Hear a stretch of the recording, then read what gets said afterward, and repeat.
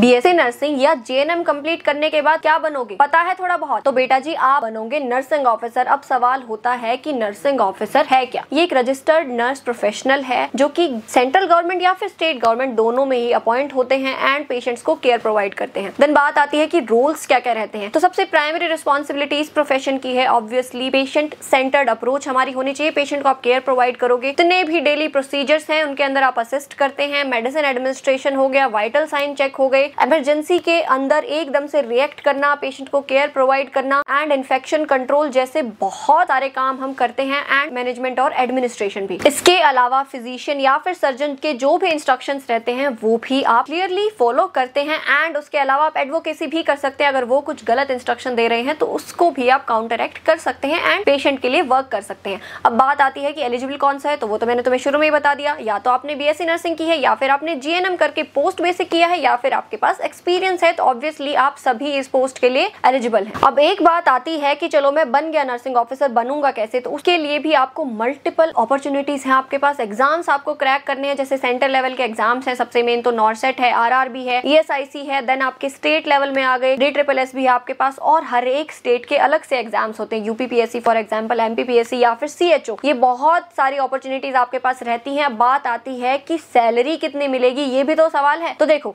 Centre के अंदर आपकी सैलरी रहती है अलग, वहां आपका बेसिक पे रहेगा अराउंड 44,000, लेकिन आपकी सैलरी जो है वो जा सकती है अलाउंस से सब कुछ मिला के पहली सैलरी तो आपको मिल जाएगी मोर देन 70,000 और 1 लाख तक आपकी सैलरी चली जाती है 3rd ईयर तक।